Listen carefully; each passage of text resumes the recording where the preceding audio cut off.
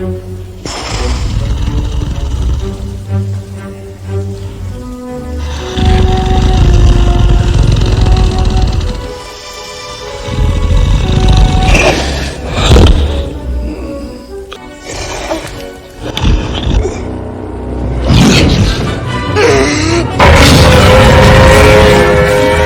lady.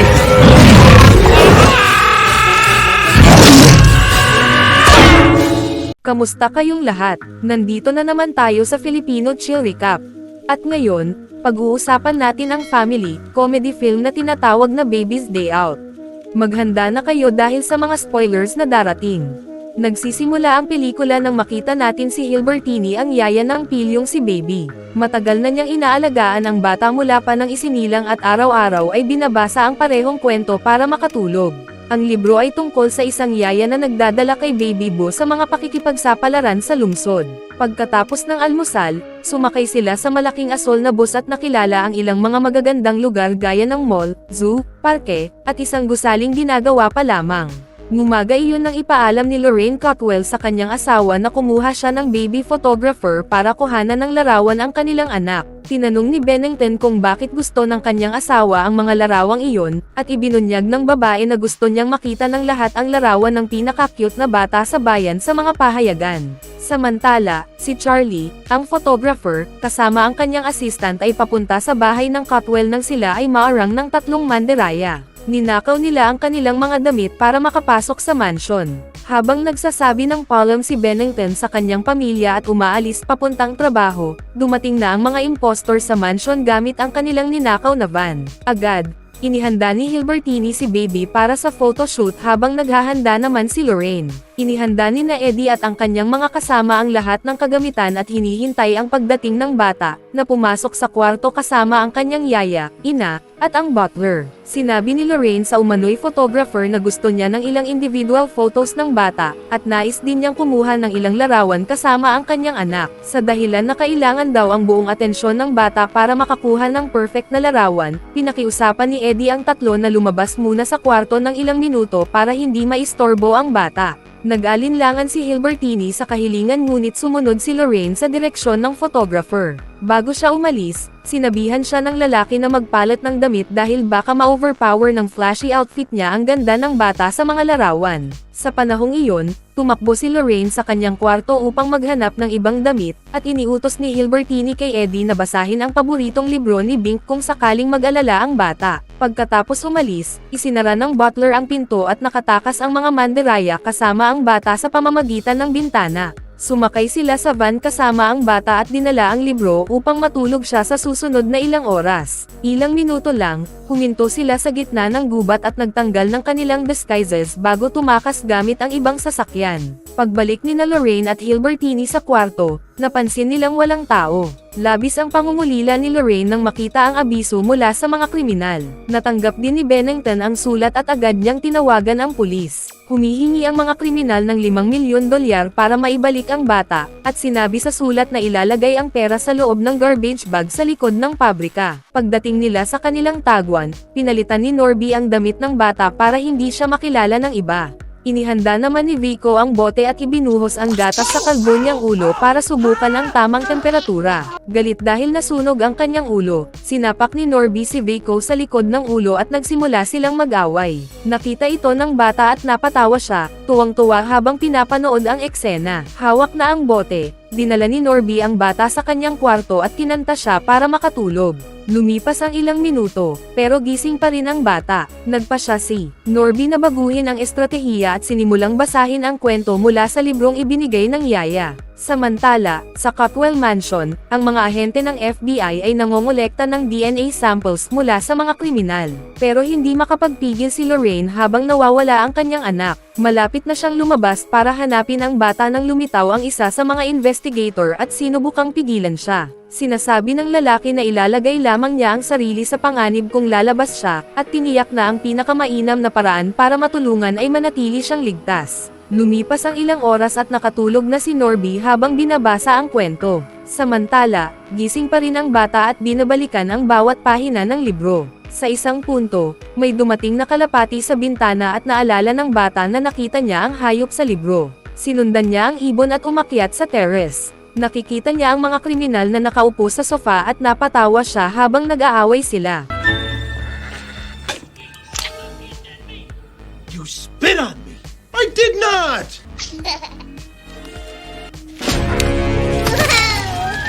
Sa sandaling iyon, tumakbo ang mga lalaki papunta sa kwarto. Galit si Eddie nang malaman na natutulog si Norby habang nakatakas ang bata. Mabilis silang nagmadaling hulihin ang bata, pero ginamit ng bata ang isang tabla para tumawid sa kabilang gusali. Nahulog si Eddie nang matamaan siya ng tabla. Eddie, are you okay? Bullshit, leave these things lying away. At inakyat siya ng mga kaibigan bago tumalon para maabot ang katabing gusali. Subalit nahulog siya sa basura. Sa oras na iyon, nakapasok na ang bata sa apartment ng isang babae at sinusubukang makalabas para ipagpatuloy ang kanyang pakikipagsapalaran.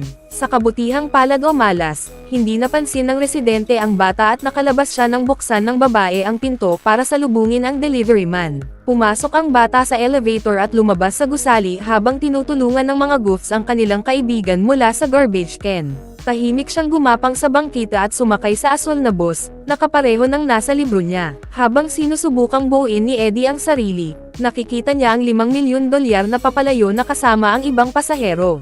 Dahil sa desperasyon, hinabol ng tatlo ang bus at muntik nang magdulot ng aksidente sa trapiko. Pumasok ang bata sa shopping basket ng isang babae na bababa sa bus. Nang bumaba ang babae, nakipag-usap si Norby sa driver at tinanong kung may nakita siyang bata. I didn't have nobody today with a baby.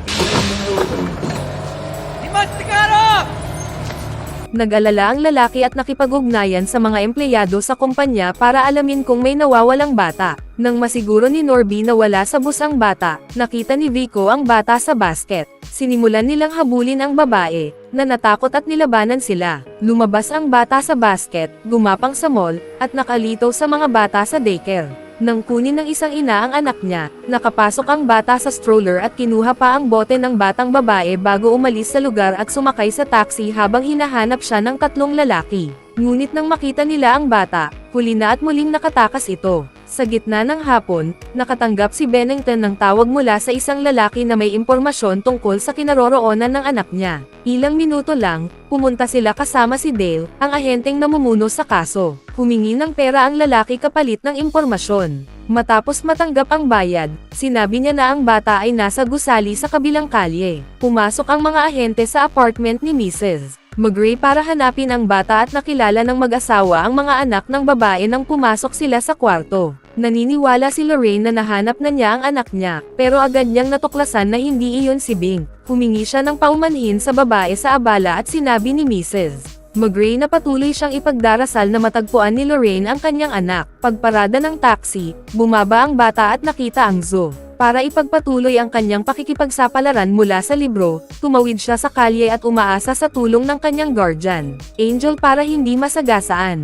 Ilang minuto lang, nagpark ang mga kriminal sa likod ng taxi at, nang matiyak na wala na ang bata sa sasakyan, sinubukan nilang tumawid sa abalang kalye para maabutan siya. Habang tumatakbo papunta sa bangkita bago sila masagasaan, aksidenteng nahulog ang mga kriminal sa isang kanal. Matapos bumangon, naglakad sila sa loob ng zoo at nakakita ng mga bakas ng bata. Pagdating nila sa primate section, nagulat ang mga lalaki nang makita ang bata sa loob ng kulungan ng gorilla.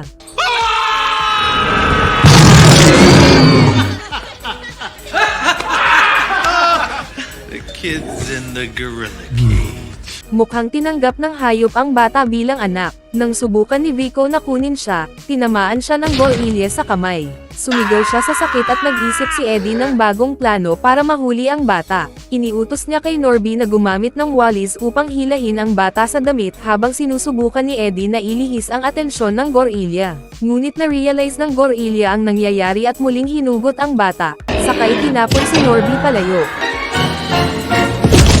Ilang sandali lang, natulog ang bata kasama ang gorilla at nakita ni Eddie ang perfect na pagkakataon para kuhanin siya. Dahan-dahan niyang hinihilahin ang bata sa paa, pero nagising ang gorilla. Pagkatapos maglabas ng nakakatakot na ungol, ginamit nito ang lahat ng lakas para itapon si Eddie sa kabilang kulungan.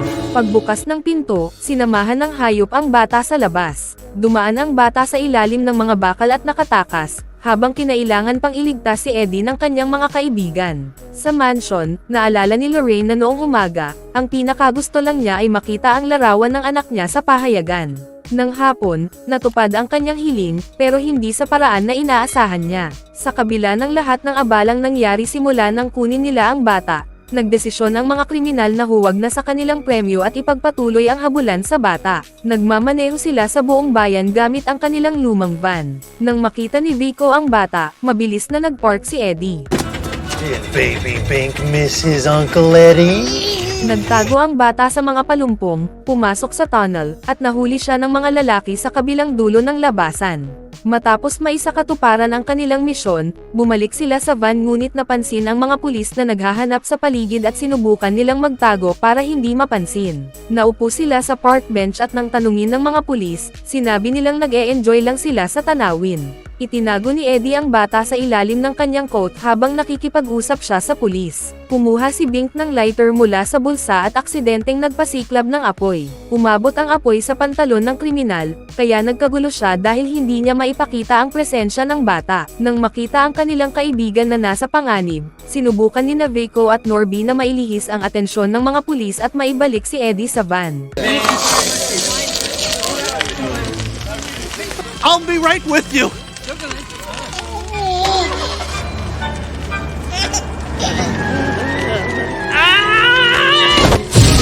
Habang sinusubukan ni Eddie patayin ang apoy sa kanyang pantalon, tumakbo ulit siya, at kinailangan pang apakan ni Vico ang kaibigan upang matigil ang apoy. Kahit nakalaya na siya sa apoy, halos hindi na makalakad si Eddie dahil halos durog na ang kanyang ibabang bahagi. Para matapos ang pakikipagsapalaran at makumplito ang lahat ng lugar na pinuntahan ni na Baby Boo at ng kanyang yaya sa libro, napunta ang bata sa construction site ng isang gusaling ginagawa pa lamang. Masusing pinagmamasdan niya ang mga manggagawa at muntik ng masagasaan ng tractor. Umaasa sa kanyang swerte, nagsimula siyang galugarin ang malaking gusali, ngunit bago iyon, huminto muna siya para kumain. Habang kinakain ang donut sa ibabaw ng metal beam, napansin ng mga mandiraya ang bata na nakataas kasama ang beam. Nagpark si Eddie at Norby sa van, at pumasok ang tatlo sa construction site. Sumunod sila sa bata pataas sa hagdan at sa elevator. Pagkatapos ng ilang palapag, bumaba sila at naghintay sa bata para sakupin siya sa tamang pagkakataon. Tumalon si Vico sa beam, pero dahil sa bigat niya, tumaas ang beam at nadulas, bumagsak sa elevator. Pag huminto ng makina, bumaba ulit ang bata, at sinubukan ni Norby tulungan si Vico na natrap sa beam. Ngunit itinutulak ni Eddie ang kanyang kasamahan at naiwan silang nakabitin ilang talampakan sa taas. Natakot si Norby at nadulas, nahulog ng mukha muna sa isang kahoy na poste. Si Vico naman ay itinapon pabalik sa gusali at bumagsak sa ibabaw ni Eddie.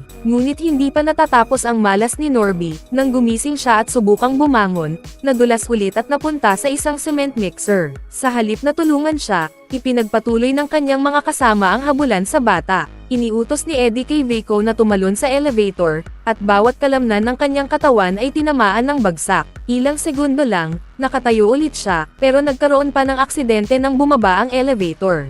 Para masiguro ang kaligtasan niya, pinili ni Eddie na bumaba sa hagdan. Si Vico ay itinapon sa cart at dumulas papunta sa kabilang bahagi. Dahil ulit sa sakit sa ulo, hindi nakalabas si Vico sa oras at nahulog sa isang container na puno ng construction materials. At para lalo pang dagdagan ang malas niya, nabasa pa siya ng maruming tubig. Sa hindi maipaliwanag na paraan, nakatakas na si Baby mula sa dalawang mandiraya at natira na lamang si Eddie, ang pinuno ng operasyon. Siya rin ang nagideya na dukutin ang bata at planong magretiro pagkatapos makuha ang ransom. Nang makita ang bata na nakatayo sa harap niya, inisip ni Eddie na tapos na ang habol. Habang papalapit sa bata, nadulas siya sa laway na iniwan nito. Habang bumabagsak, naitataas niya ang isang plank na tumapon sa ulo niya ang martilyo. Sumigaw siya sa sakit at aksidenteng nahila ang isang lubid habang naghahanap ng masusuportahang bagay. Pinaga niya ni Eddie ang mixer at ibinuhos ang maraming litro ng malapot na likido sa kanyang katawan. Sa halip na tanggapin ang pagkatalo, lalo pang nagalit ang matalinong lalaki at humawak sa banister habang nadulas, sinusubukang habulin ang bata na ilang talampakan lang ang layo. Ngunit nangyari rin ang inaasahan, nahulog siya sa lupa. Nahirapan siyang bumangon at halos hindi na makagalaw dahil napakaskin ng lugar. Habang papalayo, napatawa ang bata nang makita si Eddie na nahihirapan at gumapang siya palayo, umaakyat sa isang platform na bumababa na sa lupa. Bilang huling subok para maabot ang bata, tumalon si Eddie sa isang hook at balak bumaba kasama ng lubad. Pero huli na ang hapon at tumunog ang siren na nagsasaad ng pagtatapos ng workday. Sa sandaling iyon,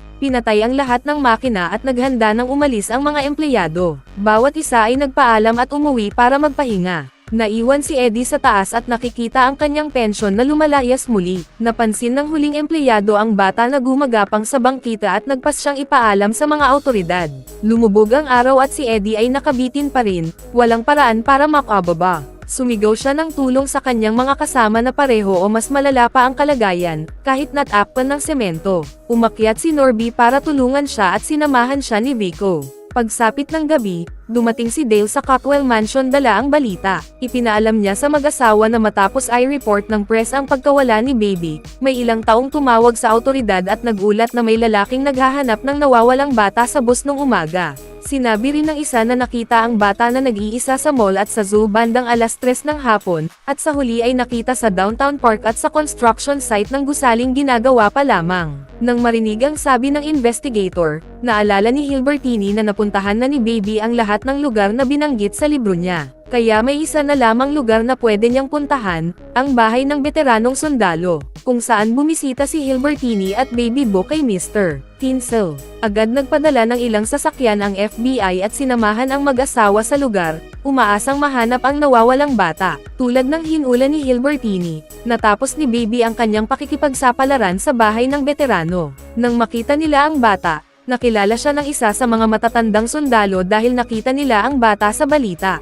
Pagdating sa nursing home, nakita ng mag-asawa ang kanilang anak na napapaligiran ng mga matandang sundalo na kumakanta ng magandang awit para sa kanya. Laking ginhawa ni Hilbertini at Lorraine nang marinig na maayos ang bata. Agad tumakbo si Lorraine para buhatin ang anak sa kanyang kandanggan. Habang pauwi sa kotse, sinimulang magsalita ni Baby ang kanyang unang mga salita. That's not a boo-boo, that's a clock, a tick-tock. Agad na naalala ng yaya na tinutukoy ng bata ang libro niya. Habang nakatingin sa orasan sa ibabaw ng gusali, naintindihan ng ina na itinuturo ng bata ang lugar kung saan naroon ang kanyang libro. Agad iniutos ni Dale sa driver na bumalik at tumawag ng reinforcement para dakpin ang mga kriminal na nagtatago sa departamento. Pinapangalagaan ng tatlong masasamang loob ang kanilang mga sugat, habang nangangako si Eddie na hinding-hindi na niya pakikialaman ang mga bata. Balak niyang bumalik sa kanyang buhay ng krimen, pagnanakaw sa mga bangko at mansyon. Ngunit narinig ni Rascal ang bata at inisip na haka-haka lamang ito. Nang tumingin siya sa bintana, natuklasan niyang bukod sa mapanira, matapang din ang bata. Pinangunahan niya ang pulis sa apartment ng mga taong dukot sa kanya. Sa ganitong paraan, naaresto ang mga kriminal at nakauwi si Baby sa kanyang mga magulang upang magpahinga mula sa nakakapagod na araw. Bago matulog, kumuha ang bata ng bagong libro mula sa kanyang bookshelf. Ngayon, pinili niya ang kwento ng batang naglakbay sa China. At doon nagtatapos ang pelikula. Kaya, ano ang masasabi ninyo tungkol sa pelikulang ito? Iwan ang inyong opinyon sa comment sa ibaba. Bago tayo magtapos ay isa-shoutout muna natin si Carlo John Zamora, Carl Aldrin, Michael Irma Rodriguez, Lisa Mona Villanueva, Ansuka Onin, Lexus Mapagmahal, Noah Landicho Pablia, Abubakar Dalawis, Christian Albert Padua from Bulacan, George Aldemar Jr. from Iloilo, Jesny Vergara from Masbate, Joanna from Naik Cavite, at Leonie Merloyd Labadios from Guaran Bacoor Cavite. Mag-subscribe na kung hindi ka pa nakasubscribe, pindutin na rin ang notification bell at like button para sa marami pang movie recap katulad nito, at mag-iwan ng comment down below. And as always, thank you for watching.